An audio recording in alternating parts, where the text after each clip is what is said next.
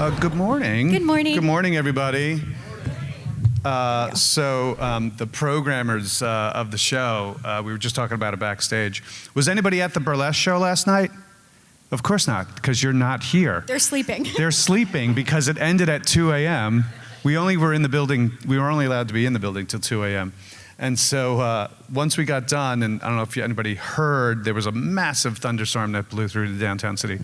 So when we got done, it was like pouring like crazy outside. Yeah. So I had to run to the other building, and I was just like, fuck it, I'm gonna go. Oh, by the way, this is like an 18 and over kind of discussion. So if you're traveling with some young ones that you don't wanna have that long car ride home, like, Mommy, what did he mean about snowballing? Now's the time to try to get up and walk on out. That was my first question, so no, I'm just kidding. But yeah, so I hosted last night. It ended like quarter to 2, and yet I'm here bright and early because they were like, let's also give him the first panel of the day. Let's see how far we'll push Brian until he goes homicidal. So. How much further? Like, where are we on the level of... Oh, no, I'm good. I'm good. Listen, I let it roll off my back. Eventually, I do talk to the owner, and I go, what are you doing? What are you thinking?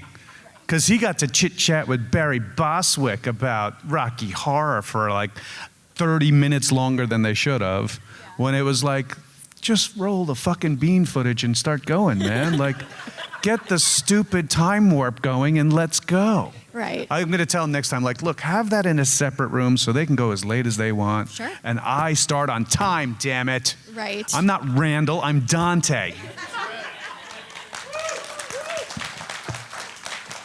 Thank you. Brilliant. Brian, before we delve into things, so the last time that I hosted for you, a couple weeks ago, I don't know whether y'all have been watching The Floor. Did you guys see Brian on The Floor? So the last time we spoke, you were still on your incredible journey, and now that the show has ended, I guess we can talk a little bit more about it. Sure. The cat is out of the bag in a sense. I was able to go a good, 10 episodes, 10 or 11 episodes of The Floor. It's really tough. If you're not familiar, it's a game show on the Fox network hosted by Roblow.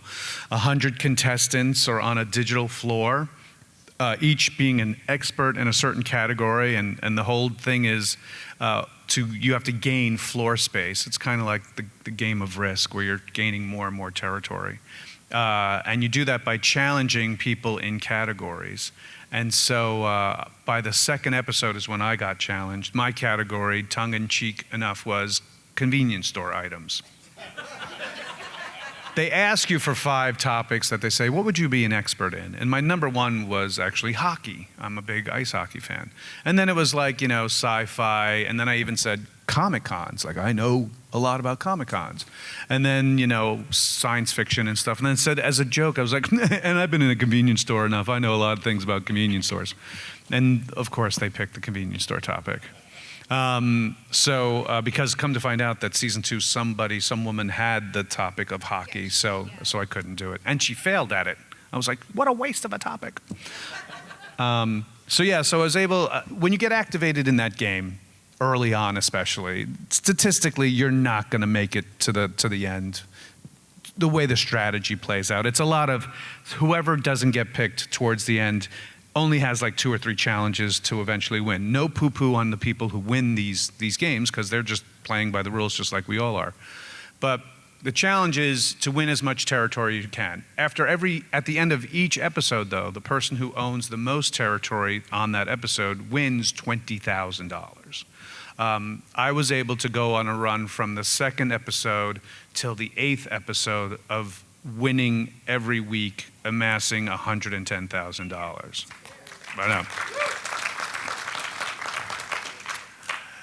And the government takes half of that. So I won $60,000 or $55,000 in general. But it was a lot of fun to be a part of. Rob Lowe is really cool. And what you're doing is when you're dueling a category, it's like flashcards almost, where they show you an image and you got to guess it within 45 seconds. And if you don't know it, you say pass, which takes away 3 seconds of your time. And I did a pretty good run. I also set a record for the show, winning 9 duels in a row, not in a row, but during the game. The most money won just straight off the floor without winning the whole thing. So it was a good fun experience. Thank you for calling me to say, hey, would you be interested in a game show? I'm like, I'm not doing Naked and Afraid. Fuck you. I'm afraid to be naked. If there's a show about that, we could talk about that. Nor am I doing Survivor. So when she said, at first, when you told me what it was, I was like, oh, okay. And I started to binge the game show, The Cube. I thought you said The Cube, which is another game show hosted by Dwayne Wade, the basketball player, where you're in this like digital room and you have a partner and you do like physical challenges and there's 2 teams of 2 and I forget how much you win in that show. But I watched that whole season. Then she sends me an email. Okay, so we've set up the Zoom meeting for the producers of The Floor. What time is it? I'm like, what's this floor? She's like, the game show I told you about? I'm like, I thought you said it was The Cube. So then I was emergency like binging, because there was only 1 season at the time, The Floor. So that was interesting. Now, oh, okay, now I can see why it's just 1 person. And all right, let's do it. And they didn't know who I was, which was great. They just thought I was just some regular contestant type of person. And then by the second interview, they were like, so what do you do for a living? I'm like, well, I'm in the entertainment business. I've acted in some movies. I've helped produce some movies. She goes, oh, is there anything we would know? I'm like, the Kevin Smith movies. There's a movie, his first movie called Clerks. And then all of a sudden, she's like, wait a minute. I'm like, oh, wait. And I did this. Now do you see it? She goes, oh. It's the Clark Kent syndrome. Right. Where if I was wearing my glasses, they were like, I have no idea this guy. Plus you're wearing black and white. Yeah, plus I should have turned off the color on my camera. Right. How about now? Look, I'm not even supposed to be in here today, and then they were like, I got it now. And then they were like, well, why would you want to do this? I said, you know what? I've never done a game show, and when life gives you opportunities of something you've never done, do it. Just take those chances, because you never know where it's going to lead. And my whole goal, to be honest with you, after watching the first season was like, oh, I just want to win 1 night. Let me just win 1 night of having the most squares. Let me just win 20,000. I'll be happy as a pig in shit. And then when it kept going, I literally started to get like overwhelmed. Like, I'm going to wake up, right? And I'm going to be in a hospital with some brain tumor. Like, no, you had this terrible accident. And I was like, oh my God, I thought I was on this game show and Rob Lowe was there and I won all this money and people were like, oh my God, I can't believe you did this. That kind of thing. So when it was happening, because they fly you to Dublin, that's the other thing. People don't realize they fly you to Ireland to film this. It's cheaper to fly 100 Americans to Ireland than it is, you're good. It's cheaper to fly 100 people to Ireland and film than it is to put them up in LA and shoot in LA. That's how bad California has gotten to shoot in for now. And they're correcting it. They're trying to get it back straightened out and everything. But it was fun, and it's an experience that I'm grateful to have had. It's weird to me because now young people who watch game shows, like, all of my shit is like rated R, right? And so now young people are like, well, I was rooting for you on the floor. I'm like, oh, that's great. Where's your mother? Why are these little things talking to me? I don't get this. It's kind of weird. But I'm so proud of you. And I think, I don't remember who said it, if it was either Rob Lowe or someone else that was doing an article about the show. It was like, if there's a Mount Rushmore, you're every face on it. It's like. Yeah, he said that at during the interviews for the finale, the week of the finale, he went on a TV, like Fox News or something like that. And he said that because he was like, Brian, if there's a Mount Rushmore for this game, Brian is definitely the first face on. And I was just like, oh my God, Rob Lowe, how dare you? He was very kind and generous for things he said while we were filming. What you see, the interaction that contestants have with Rob on screen during the game is the only interaction we get with them. There's laws that govern game shows, like hosts cannot fraternize off camera with contestants because there'd be an implication of impropriety, something like that. But he was genuinely a really nice and stoked person for people to keep battling and stuff like that. So I was very, very cool to have him say the things that he said. As a matter of fact, I'm trying to get this show they bring in like Molly Ringwald, and they have a big, gathering of a lot of people from like the Breakfast Club and stuff like that. And I was like, you should try to get Rob Lowe. That would be huge to get Rob Lowe to do one of these shows. Number one, his catalog of films is fucking epic. He looks like he's still like 22. Like, I don't know what deal he did with Satan, but he had a good lawyer, let me tell you, because he got the best out of that one. Satan's like, how the fuck does he look younger than me? I'm the fucking Prince of Darkness. But he looks amazing. I guess it's all those chocolate Atkins bars he eats. I don't know. It's something. That's all it takes? Oh my God. God. I guess. Because in person, like this close to him, I'm trying like, motherfucker, you don't have a stitch or nothing on you. Like, God damn it, it's definitely a deal with the devil.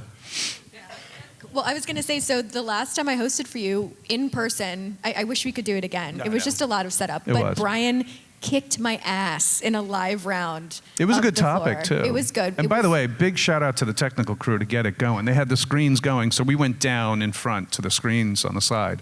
And the first topic was celebrities who were in cartoons. Yeah, depicted as a cartoon. Depicted as a cartoon. So a lot of it came from The Simpsons, where they would draw, obviously, celebrities. And it was a close one with that one, to be honest with you. And then we challenged someone from the audience, where it was movie posters without the title. So you had to look at it like, oh, Jurassic Park. Oh, Return of the Jedi. Oh, but some of them were tough. And it was good. I was like, wow, it can be done outside the real kind of thing, which I was like, ooh, I should make this a traveling show. And then Rob and his Satan lawyers were like, we're suing you, stop it.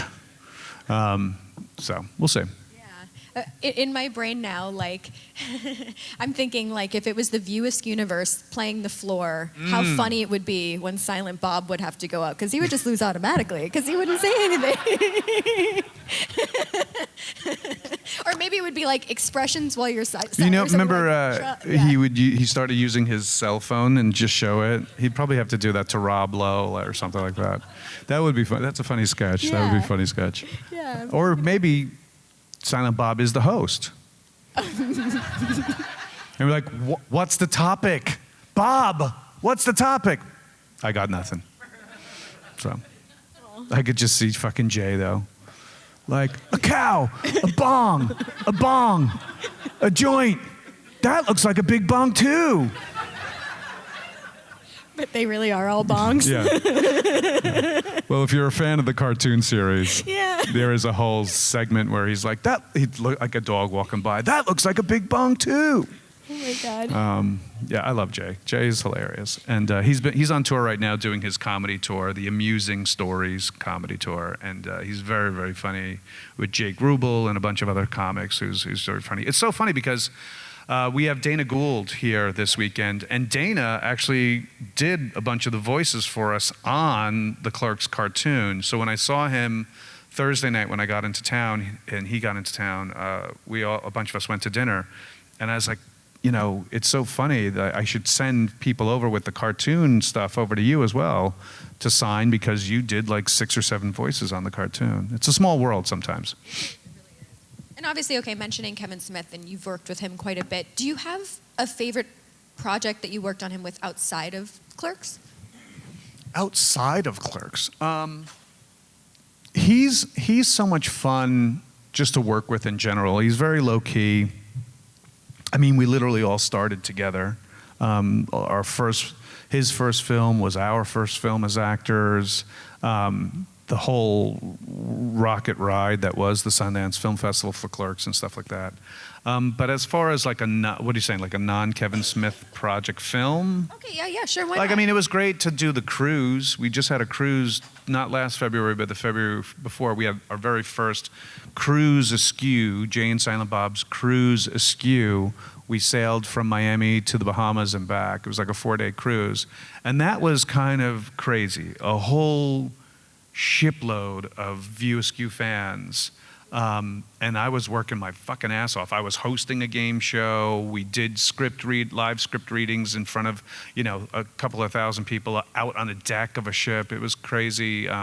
Kevin had like 7 or 8 panels of different varieties. We had like trivia games. The fastest selling event on that cruise that broke their website for a little bit was a bar crawl that I hosted, All of a sudden, they were like, boom, it crashed. It sold out immediately. And so the cruise line contacted our people and said, hey, would Brian host more than one bar crawl? And I was like, not on the same night. I do have to live. So we did it 2 nights in a row. And when there was like 5 or 7 bars on the ship. And we would go from bar to bar to bar, and they'd have a mixed kind of drink of their specialty. Like there was a champagne bar, there was like a regular sports bar, and then there was like a high-end kind of cocktail bar and stuff like that. And that was a lot of fun. So those are the type of things that outside of the films that we enjoy doing. Right, and like there's also now conventions dedicated. Well, Kevin started his own. He's like, you know what? Why are these motherfuckers getting all the money? I want all the money. No. So we decided last year, for the first time ever in October, we're doing ChronicCon, which if you saw Jay and Silent Bob reboot, towards the end of the movie, Jay and Silent Bob go to this ChronicCon, which is Kevin's fake convention in the movie. And he's like, well, let's just do it.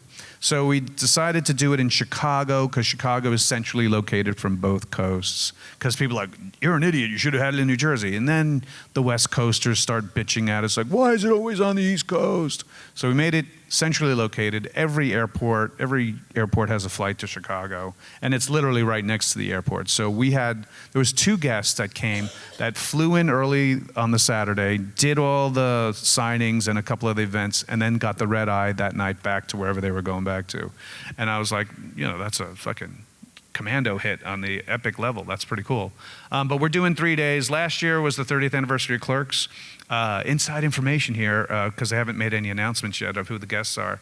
This year is the 30th anniversary of Mallrats, so you can take a guess of who might be coming for a Mallrats reunion at ChronicCon. It's chronicconforreal.com.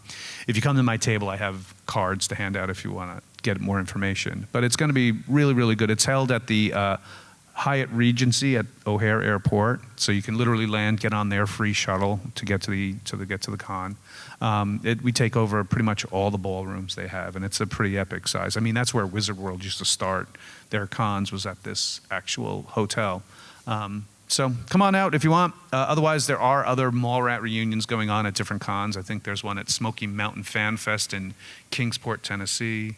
There'll be one at Rhode Island Comic Con in November. As a matter of fact, Rosario Dawson will be at that one too.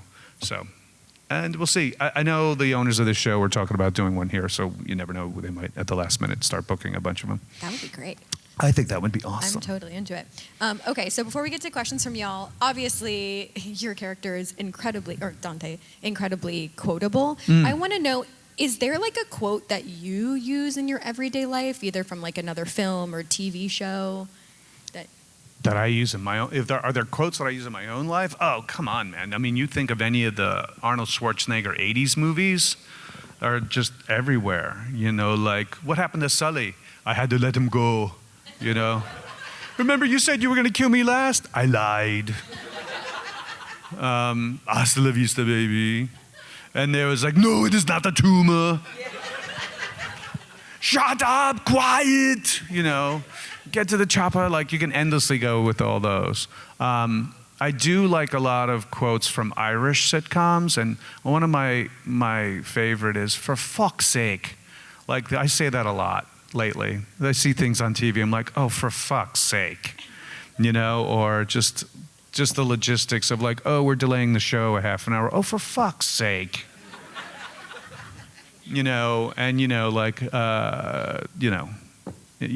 Going to church, which I don't, but anymore. But I could just imagine, like, the body of Christ. Oh, for fuck's sake!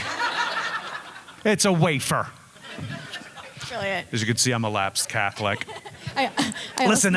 I believe in the tenets of Christianity, but I just don't like the administration, so to speak. It's like you could be an American and not like the people who are running the country. It's the same thing.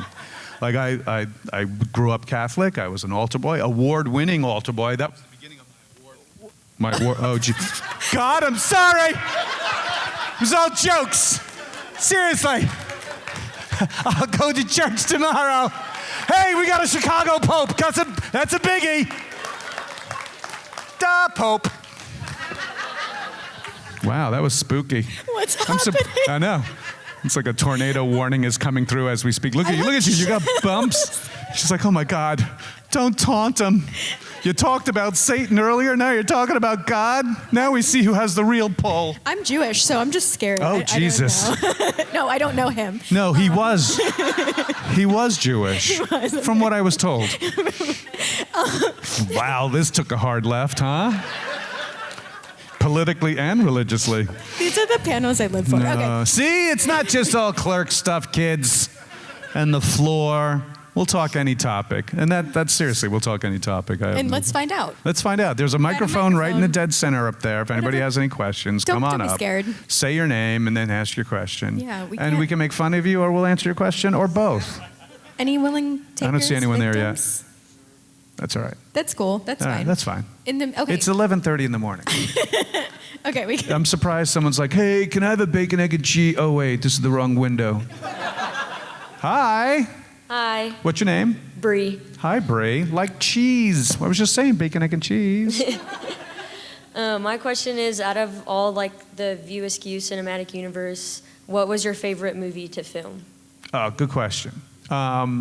When they say, like, what's my favorite movie in general, I go, oh, that's a very tough question. It's like asking a mother her favorite child. They're all very special to me. But when it comes to the most fun I've ever had on a movie, it has to be hands down Clerks II.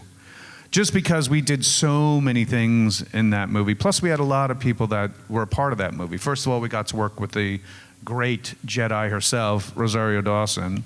Got to work with Wanda Sykes. Yeah, big round of applause for Rosario. Got to work with Wanda Sykes and comedian Earthquake. Ben took some time out of his day to come by and do a scene for us. Jason Lee, pickle fucker himself. Exactly. We got to see the full tuck from Jay. One day we're at a go-kart track all day. So much so that I loved it. So much so that when they called for lunch, I'm like, I'm good, I'm fat enough, and I just stayed in the car. There's actually a scene of me with sunglasses. If you look quick enough, there's a cut where the cameraman just started seeing me tooling around by myself with sunglasses on, because I was like, all right, well, we're done. It's fucking sunny as fuck. Let me put on these sunglasses. And I was just going around this go-kart track in Orange County, California. Another day, we're doing a big dance routine. Another day, we're seeing a donkey show. Another day, I'm making out with Rosario Dawson. Another day, my boss, who is making the movie, says, hey, man, I want you to make out with my wife while she straddles you on a swing, and I'm going to film you.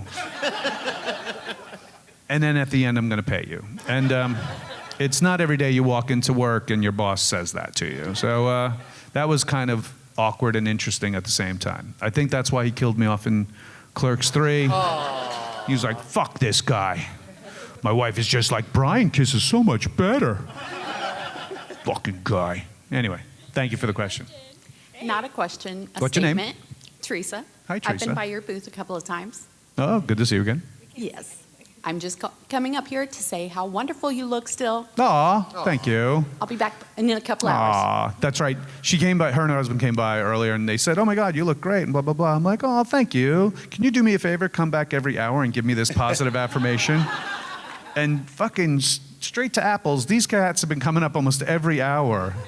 Like, if I had given them my room number at the hotel, I'd get a ring. You're still doing all right. Oh. I'd be like, Mom? I'm gonna click. Thank you. And I love someone who carries on with a joke as far as it goes. I love it. Hi. Hi, I'm Jaxie. Hi, Jesse. Jaxie. Oh, Jaxie. There it Right is. on. All right. Hi, I would just like to hear more about your experience working on Clerks III. Like, what was it like kind of reuniting with the old cast and everything? Sure. So Clerks III was kind of like a big time capsule, to be honest with you.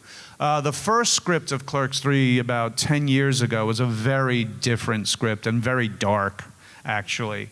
So much so that me and Jeff were like, ooh, this doesn't feel very Clerksy at all, so to speak. Plus, we were still dealing with the devil himself, Harvey Weinstein, as being a producer on it, which we did not want to do even back then, because they were thieves, plain and simple. I'm going to say it, and he can go fuck himself. It's not like I'm going to work with him again. And so that being said, it was really cool that this version of the Clerks 3 script, after Kevin had his heart attack, was very, no pun intended, was very heartfelt, was very true to what he wanted to tell this story, and just to see this growth of these characters now in their late 40s, early 50s, and where they would be in life, and the fact that technically we weren't going to get Rosario Dawson back for a full production of a film. She was making like 5 or different productions at the time. She's now a Jedi, so she was beholden to, you know, the Jedi cause. And so we only got a day and a half of her to film. And so this was a way to uniquely still get her into the film without having to commit for an entire shoot.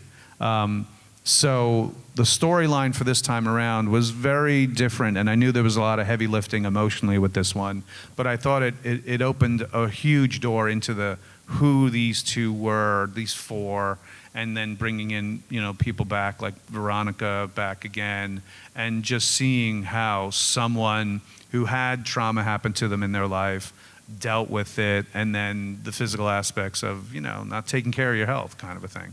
And it could be any time that you don't know when your last day is going to be, so live it while you can. So going back to the original store and making Randall's Inconvenience movie, which technically was Kevin's real first title of Clerks. And then another friend of his suggested, why don't you just make it like about the Clerks? It's about the Clerks, so make it Clerks. It was kind of weird.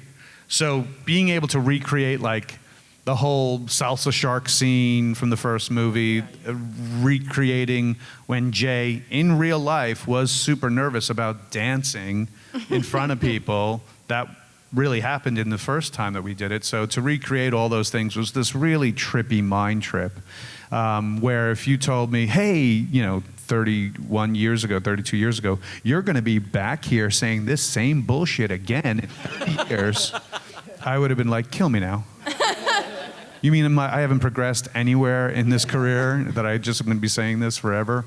But in a way, it was really, really cool to be a part of it.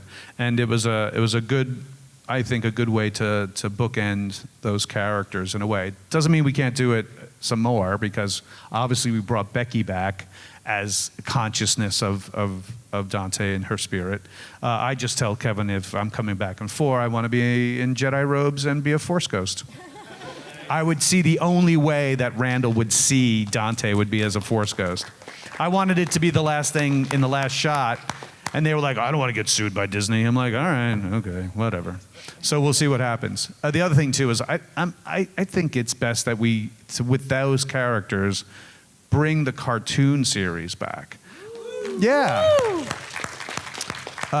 Because we have our voices still, and I see those fucking voiceover lines out there. I'm like, God damn it, they're voices. I'm an actual on-camera guy. No, I'm just kidding. But also, you can sing too. I can. So I feel like even musical stuff.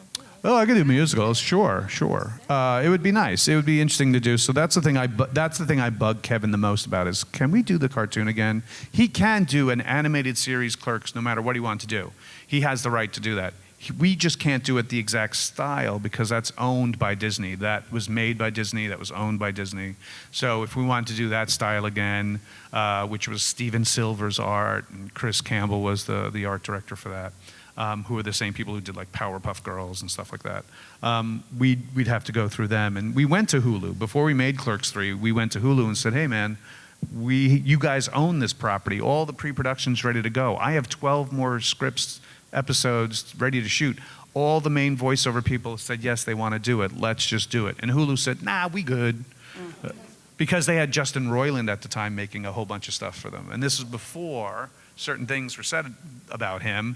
And so once that started to hit the fan, I went back to Kevin. I'm like, look, not to kick a guy while he was down, but you know, you could tell him like, we got nothing like that going on over here. Why don't we do this again? So we'll see what happens. That's the thing I'd love to do again, is the cartoon, because I think, you know, Randall, like I could still do those voices and fill in the gaps between the first film and the third film. Hi, I'm Bailey. I came and talked to you yesterday as well. All right. Just so you know, it looks like we're parked in front of 2 tractor trailers. Yeah, I know you can't see me. Yeah. My question is, what is your thoughts or perspective on your role in Vulgar? Ooh, good question and good movie. Vulgar is a movie. If you know the original Clerks, there's that beginning animated sequence that a clown comes out and then goes behind a dressing screen and then comes out in like fishnet stockings and a bustier. Well, Kevin made that the logo of his company early on. Like that was his thing. And, you know, people were like, what the fuck? So him and his good friend Brian Johnson, who Randall is based off of in real life, Brian Johnson. If you're a fan of comic book men or Tell 'em Steve Dave, he's the guy with the big long ZZ Top beard. He said to Kevin, what do you think that guy's story is, meaning the logo on the poster in his office? He goes, I don't know, why don't you write about it? And so he did. He wrote this script called Vulgar about a young man who's a party clown for kids that you would hire for your kid's birthday party, not making enough money, so he decides to become a party clown for adults. And his first gig goes horribly wrong, and you see the ramifications of what happens afterwards. This was a movie that when we took it to the Toronto Film Festival, there was about 500 people in the audience. Like halfway through, there's a very pivotal scene that about 200 or 300 people got up and walked out and like, this is, oh my God, and left. We eventually got picked up by Lionsgate Films at the time and got distribution, had limited theatrical release, but did really well with DVD and, God, hello, with DVD and DVD sales. And so it was a movie that when this was the same time that Howard Stern was still on regular free radio. They went on to promote the movie, and he said to the guys, I was watching a movie, I had to stop halfway through. Not because the movie is bad. He goes, it was just too disturbing for me to watch. And so we were just psyched because he was like, a movie that even Howard Stern couldn't finish. Kevin Smith Productions produces Vulgar, Vulgar, Vulgar, Vulgar, Vulgar. You know, that kind of thing. See, I could do voiceovers. And so that was something that I enjoyed. So in tackling that role, especially in the event that happens that kind of turns left turn into this movie, I did a lot of research in that to make it convincing, to also understand that mindset of someone who has been assaulted, and to give the proper representation of that kind of pain. Because there are people who get assaulted and you think, oh, well, the physical scars are done, you should be fine, you're bruised, it happened months ago. But the trauma of reliving events like that goes on and on and on.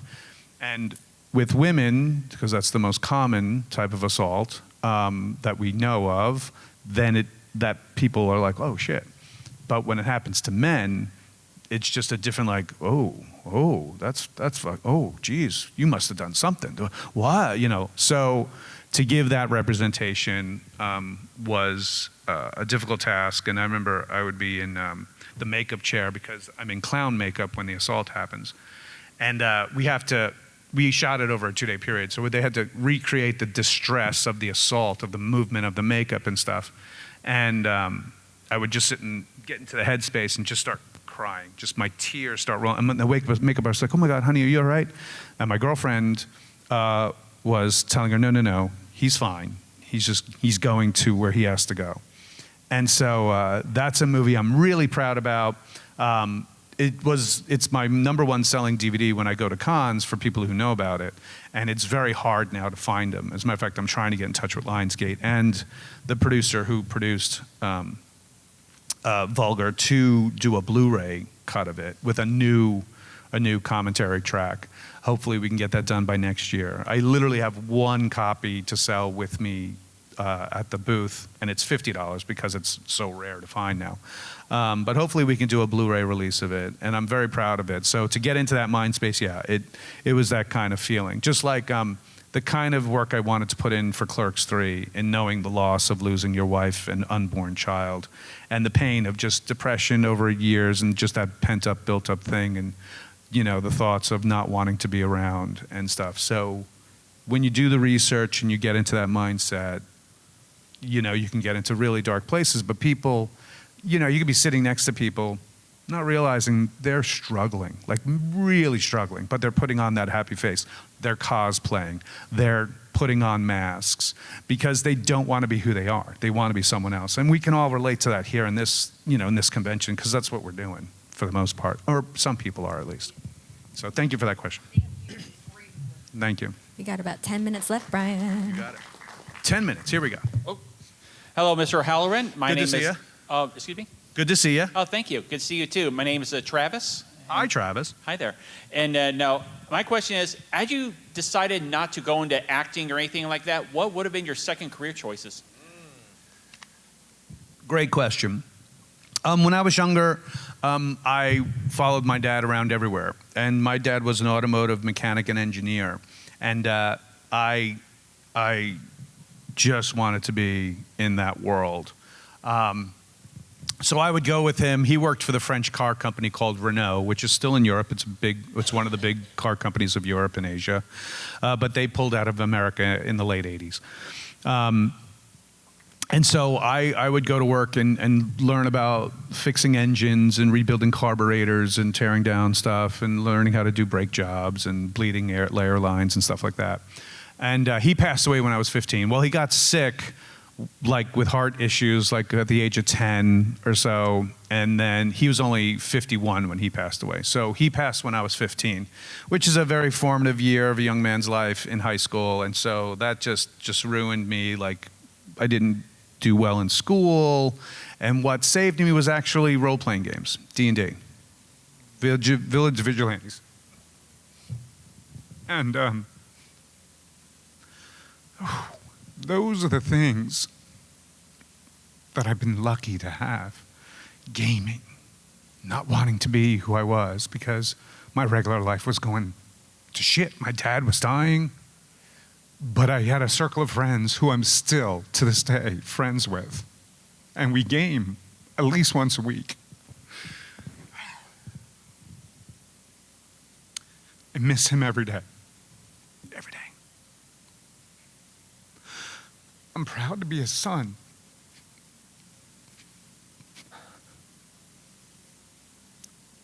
And I'm so lucky that I still get to game and be in this world of conventions, anime. It's so amazing. We're creatives. We want to create. And so I wanted to be a mechanic. Wanted to be a mechanical engineer. But I didn't, it died with him. But it wasn't the loss of anything. It was me discovering the creative in me. You could be creative in automotive engineering. You could be creative as a mechanic. Absolutely, they're phenomenal fabricators. But there's something else. There was a different mission for me. And I'm glad I did it because it got me to a world, multiple worlds, fantasy world, science fiction world. Like I played them all. Dungeons and Dragons, Village of Vigilantes, DC Heroes, Space Opera, Call of Cthulhu, Top Secret, James Bond, Starfleet Battles, Star Trek, Star Wars, all these games. I was very, very lucky to have really great friends who took care of me after my dad passed. And who knew? And I worked my ass off. I worked all the time. I worked at a fast food chicken place. I worked at a supermarket where I worked my way up to management. But even there, I knew, like I was 20 years old back in 1990 and was clearing after taxes like $520 a week. And that was like insane money for someone my age because I was in management at a major supermarket.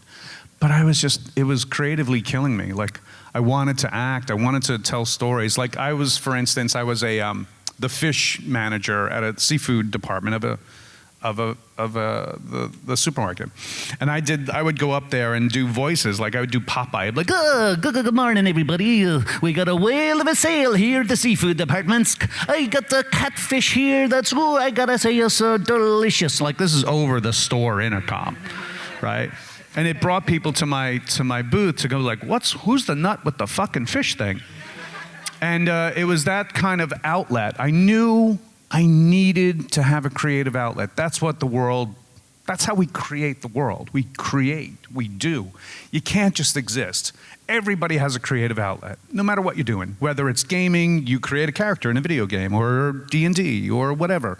Or you're a creator, like a lot of these exhibitors who are making jewelry and making prints and all these artists. That's what the world's about. It's not about, I need to fucking make a shit on fucking Dogecoin, or I gotta make it, like, I get it. We all have to eat, we all have to pay bills. But in the end, we all wanna be loved, we all wanna be creative, we all wanna laugh, we all wanna cry, we all wanna do stuff. And that's where the, for fuck's sake, thing has been coming in my vocabulary more and more. Because for fuck's sake, why are you eliminating education department? For fuck's sake. Why are you denying health care to people to live? For fuck's sake. So, here's another left turn, right? Exactly. So anyway, so that's the type of thing where I wish, and I'm glad to be part of this. I'm glad to be coming to cons. I'm glad to keep my youth. When it'd be like, oh my God, you stay so young. It's because I'm here. This is what keeps me young.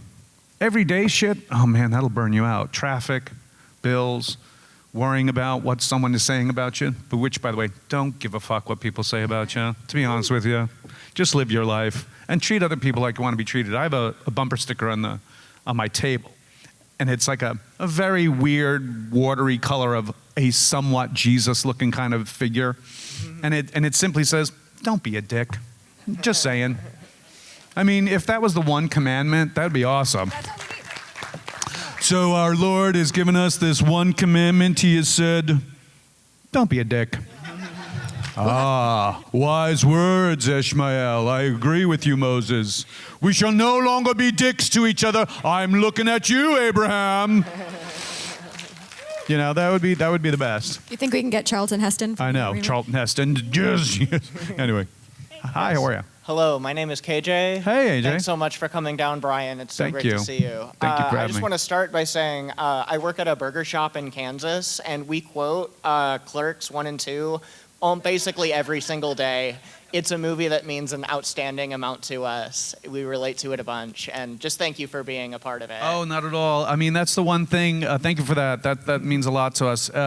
Kevin's writing of these films is definitely the working person's mantra. Lee, I'm not even supposed to be here today, is definitely everybody's been called in or asked to assist or whatever when they weren't supposed to do it.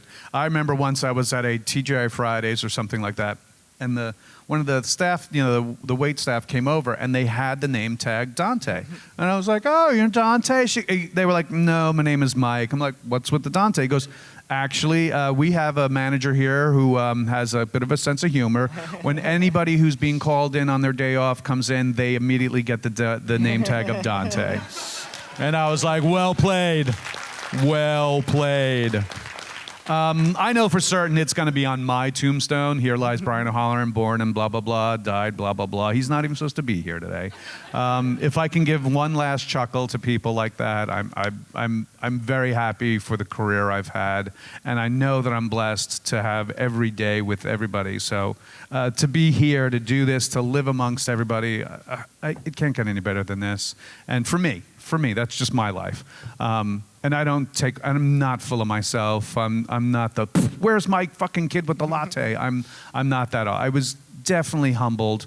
My parents treated me like I should have been treated. The beatings worked for me. It's not for everybody. It's not for everybody. But for me, it worked. So.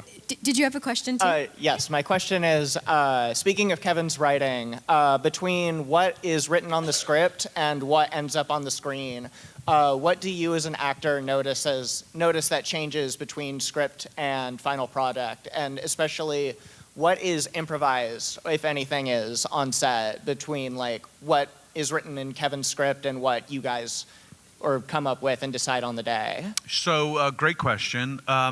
in the very beginning, Kevin was incredibly script Nazi. So what was written was being said.